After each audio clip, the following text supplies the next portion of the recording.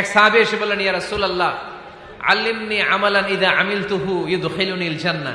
আপনি আমার এমন একটা আমল শিখায়া দেন যে আমল করলে আল্লাহ আমারে জান্নাতে ঢুকায় দিবে। আল্লাহর হাবিব সাল্লাল্লাহু আলাইহি ওয়াসাল্লাম বললেন, আলাইকা বিকাসরাতিস সুজুদ, তোমার উচিত বেশি বেশি আল্লাহর জন্য সিজদায় লুটিয়ে পড়া। বেশি বেশি সিজদায় লুটিয়ে পড়লে ওই সিজদাকারীর জন্য জান্নাতকে ওয়াজিব করে দেয় কে?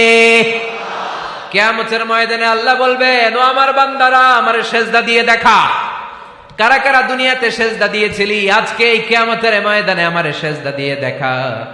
আমরা যারা দুনিয়ার বুকে সেজদা দিয়েছি, আমরা আল্লাহু আকবার বলে সেজদায় লুটিয়ে পড়ব। আলহামদুলিল্লাহ পড়েন। আর যারা দুনিয়ার বুকে সেজদা দেয় নাই, মসজিদে যায় নাই, সেজদাকারীদের সাথে আন্দোলন করে নাই, তারা সেদিন অনেক চেষ্টা করেও তাদের পিঠটারে বাঁকা করতে পারবে না। তাদের পিঠটারে সেই দিন লোহার মতো শক্ত করে দিবে কে? يوم يكشف عن ساق ويدعون إلى السجود فلا يستطيعون।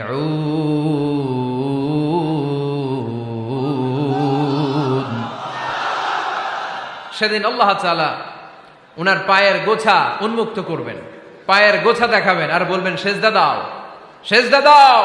কারা দুনিয়াতে সেজদা দিয়েছো এখনই টের পাওয়া যাবে। আমরা আল্লাহু আকবার বলে সেজদায় লুটিয়ে পড়বো।